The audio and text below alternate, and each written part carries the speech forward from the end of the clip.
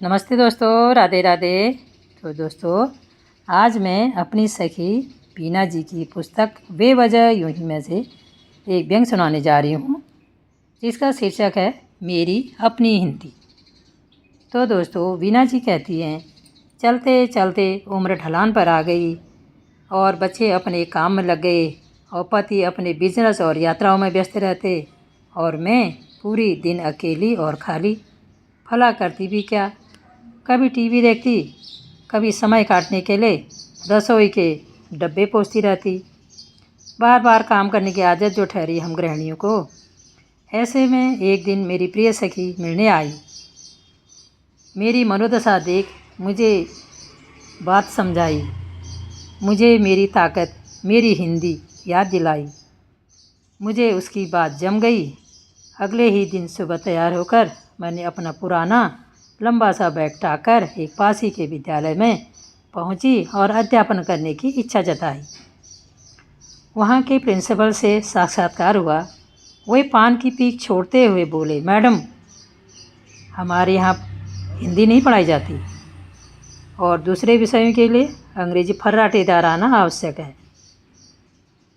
पर मैंने कहा, मैं तो केवल हिंदी ही जानती हूँ, अंग्रेजी का मुझे ज़रा भी भान नहीं है। तो उन्होंने मुझे बाहर का रास्ता दिखाते हुए सॉरी बोल दिया। वहाँ से विदा ली। फिर सोचा कोई दूसरा विद्यालय देख लूँगी। आजकल तो गली गली में विद्यालय खुले हुए हैं, कहीं तो नौकरी मिली जाएगी, कहीं तो हिंदी पढ़ाई जाती होगी। ऐसे ही करके मैंने 15 दिनों में 15 विद्यालयों के चक्कर काट डाले, पर हिंदी के लिए कहीं जगह न मिली। अब तो मैं फिक्रमंद हो चली। हिंदी के साथ एक ऐसा दुराभाव, पर मैंने हिम्मत नहीं हारी। 16वें दिन कुछ आशा जागी।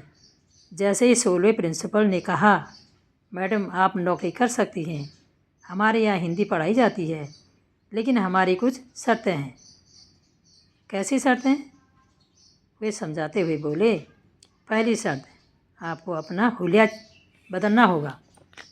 यहाँ ये देहाती ताना बाना नहीं चलेगा। मतलब यहाँ स्टाइल में आने का और एकदम हाई फाई दिखने का।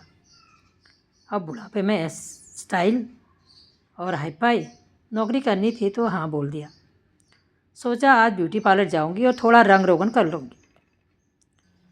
अब दूसरी शर्त, स्कूल के अंदर हिंदी बोलना मना है। मैं चौंक कर बोली, पर सर, मैं हिंदी को अंग्रेजी में कैसे पढ़ाऊँगी? फिर वे समझाने लगे, देखिए, आप हिंदी को तो हिंदी में ही पढ़ाइए, पर पढ़ने के अलावा सारी बातचीत आप इंग्लिश में ही कीजिएगा।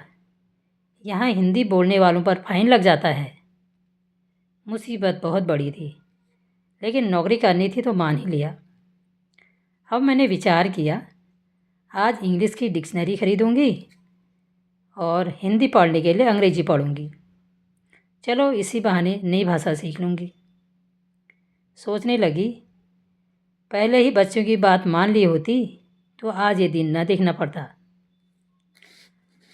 अब फिर वो बोले, आपको अन्य टीचरों की अपेक्षा वेतन कम दिया जाएगा।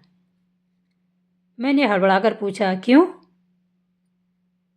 क्योंकि वो बोले, आप हिंदी की टीचर हैं, हिंदी की अब कोई वैल्यू नहीं है, न कोई पढ़ना चाहता है और न कोई पढ़ाना चाहता है। वह तो पाठ्यक्रम का हिस्सा है, बस घसीटना पड़ता है। अब मेरे सब्र का बाँध टूट चुका था। मैं भड़क उठी, सर, आप मेरा और मेरी हिंदी का अपमान कर रहे हैं। मैं अपने प्राणों से प्यारी मातृभाषा हिंदी का अपमान नहीं सह सकती। मुझे नहीं करनी ऐसी नौकरी जिसमें अपनी हिंदी की आहुति देनी पड़ी। और मैं अपनी हिंदी के साथ अपने घर वापस आ गई। तो दोस्तों, कैसा लगा आपको मेरा व्यंग? मैं तो कहती हूँ, हर औरत की ज़िंदगी एक व्यंग है, एक कहानी है।